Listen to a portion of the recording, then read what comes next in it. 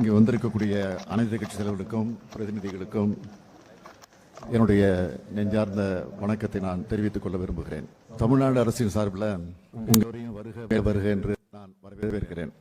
தமிழ்நாடு மிகப்பெரிய உரிமை போராட்டத்தை நடத்த வேண்டிய நிலைமைக்கு தள்ளப்பட்டிருக்கிறத உணர்த்துறதுக்காக தான் இந்த அனைத்து கட்சி கூட்டத்தை ஏற்பாடு செஞ்சிருக்கிறோம். தொகுதி மறுசீரமைப்பு என்னும் கத்தி தென்னிந்தியாவோட தலைக்கு மேல தொங்கிக்கிட்டு இருக்கு. இதனால தமிழ்நாடு கடுமையா பாதிக்கப்பட்டிருக்கு. இன்னைக்கு தமிழ்நாடு 39 நாடாளுமன்ற இதை குறைக்கிற அபாயம் நெருங்கிக்கிட்டு இருக்கு. ஒன்றிய அரசு 2026ஆம் ஆண்டுல மக்களவை தொகுதிகளோட எண்ணிக்கையை மறுசீரமைப்பு செய்ய போகுது. பொதுவா இதை மக்கள் தொகையை கணக்கிட்டு தான் செய்வாங்க. மக்கள் தொகையை கட்டுப்படுத்தணும் என்பது இந்திய நாட்டோட மிக முக்கியமான இலக்கு. அந்த இலக்குல நம்ம தமிழ்நாடு வெற்றி பெற்றிருக்கு. பல பத்தாண்டுகளா வெற்றிகரமான குடும்ப கட்டுப்பாடு திட்டங்கள், பெண்கள் கல்வி மற்றும் சுகாதார முன்முயற்சிகள் மூலமா நாம இதை சாதிச்சிருக்கிறோம். இப்ப இருக்க 543 நாடாளுமன்ற தொகுதிகளில் தொடர்ந்துச்சுன்னா மக்கள் தொகை குறைவா இருக்கிறதுனால நம்முடைய தொகுதிகளின் எண்ணிக்கை குறைக்கப்பட வாய்ப்பு இருக்கு. தமிழ்நாடு மொத்தமா 8 மக்களவை இடங்களை இழக்கும்னு சொல்றாங்க. அதாவது 39 எம்பிக்கள் கிடைக்க மாட்டாங்க, எம்பிக்கள் தான் இருப்பாங்க. நாடாளுமன்ற தொகுதிகளோட எண்ணிக்கை 848 உயர்த்தப்பட்டு தற்போதைய விகிதாச்சாரத்தின்படி மறுசீரமைப்பு செய்யப்பட்ட நமக்கு கூடுதலா 22 தொகுதிகள் கிடைக்கணும். ஆனா தற்போதைய மக்கள் தொகையின்படி மறுசீரமைப்பு செஞ்சா 10 தொகுதிகள் தான் கூடுதலாக கிடைக்கும். இதனால நான் 12 கூடுதல் தொகுதிகளை இழக்க நேரிடும். இந்த 2 முறைகளிலுமே நமக்கான பிரதிநிதித்துவம் குறைஞ்சு அதிக மக்கள் தொகை கொண்ட மாநிலங்களுக்கு அதிக பிரதிநிதித்துவம் கிடைக்கும். இதனால தமிழ்நாட்டுடைய குரல் நசுக்கப்படும். இது வெறும் உறுப்பினர்களோட எண்ணிக்கையை பற்றின கவலை இல்லை, நம்ம தமிழ்நாட்டுடைய உரிமை சார்ந்த கவலை. நம்ம தமிழ்நாடு எதிர்கொள்ளவிருக்கக்கூடிய இந்த முக்கியமான பிரச்சனையில எல்லா அரசியல் கட்சிகள் மற்றும் தலைவர்கள் ஒன்றிணையணும் என்ற வேண்டுகோளை உங்க எல்லாரும் முன்னாடியும் நான் வைக்கிறேன். எல்லா கட்சிகளும் கட்சி எல்லைகளை கடந்து குரல் கொடுக்கணும் அப்படின்னு கேட்டுக்கிறேன். மக்கள் தொகை அடிப்படையில் மறு சீரமைப்பு செஞ்சா அது தமிழ்நாட்டோட மக்களோட பிரதிநிதித்துவத்தை எண்ணிக்கையை குறைச்சிடும். எனவே இந்த சதியை நாம் அனைவரும் சேர்ந்து முறியடிச்சாகணும்.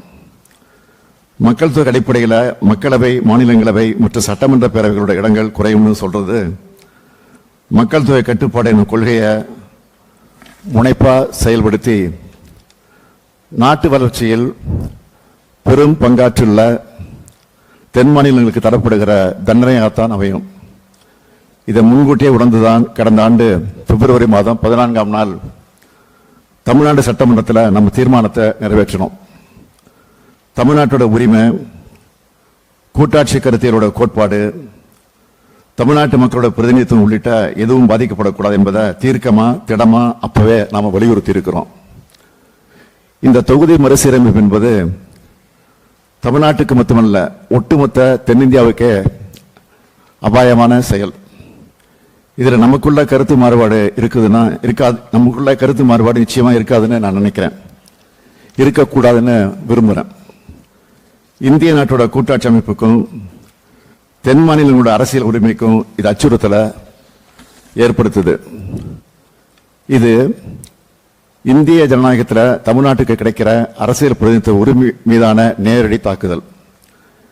இப்படி ஒரு சம நீதியற்ற அநீதியான தொகுதி மறுசீரமைப்பு செயல்படுத்தப்பட்டா இந்திய அரசியலில் தமிழ்நாட்டோட குரல் நெரிக்கப்படும். தமிழ்நாட்டுடைய நலன் மற்றும் தமிழ்நாட்டு மக்களுடைய நலன் ஆகியவற்றை பாதுகாக்கிறதுல நம் மாநிலத்தில் இருக்கக்கூடிய பலம் குறைக்கப்படும். 39 எம்பிக்கள் இருக்கும்போது நம்ம எழுப்புற குரலையே ஒன்றிய அரசு ஏற்க மறுக்கிற நிலையில் இந்த எம்பிக்கள் எண்ணிக்கை இன்னும் குறைக்கப்பட்டாலும் அது தமிழ்நாட்டுக்கு கிடைக்கப்பட்ட அழிக்க முடியாத அநீதியா மாறும் என்பதை எல்லோரும் நினைச்சு பார்க்கணும். எனவே நம்முடைய நிலைப்பாட்டை அழுத்தம் திருத்தமா ஒரே சிந்தனையோடு எடுத்தாகணும். வர இருக்கிற இல்லைன்னா எதிர்காலத்தில் நடைபெற இருக்கிற மக்கள் தொகை கணக்கீடு அடிப்படையில் மேற்கொள்ள இருக்கும் மக்கள் தொகை அடிப்படையிலான தொகுதி மறுசீரமைப்பு, அந்த சீரமைப்பை நாம் கடுமையாக ஆணித்தரமாக எதிர்க்க வேண்டிய காலகட்டத்தில் இருக்கிறோம். எனவே உறுதியான ஒரு தீர்மானத்தை நிறைவேற்ற வேண்டும் என்று சொல்லி நான் அந்த தீர்மானத்தை முன்மொழிகிறேன். தீர்மானம்: இந்திய நாட்டின் கூட்டாட்சி அமைப்பிற்கும் தமிழ்நாடு மற்றும் தென்னிந்திய மாநிலங்களின் அரசியல் பிரதிநிதித்துவ உரிமைக்கும் மிக பெரும் அச்சுறுத்தலை ஏற்படுத்தக்கூடிய மக்கள் தொகை அடிப்படையிலான நாடாளுமன்ற தொகுதி மறுசீரமைப்பை இந்த அனைத்து கட்சி கூட்டம் ஒருமனதாக கடுமையாக எதிர்க்கிறது. நாட்டின் நலனுக்காக மக்கள் தொகை கட்டுப்பாட்டை முனைப்பாக செயல்படுத்திய ஒரே காரணத்திற்காக தமிழ்நாடு உள்ளிட்ட தென் மாநிலங்களின் நாடாளுமன்ற பிரதிநிதித்துவம் குறைக்கப்படுவது முற்றிலும் நியாயமற்றது.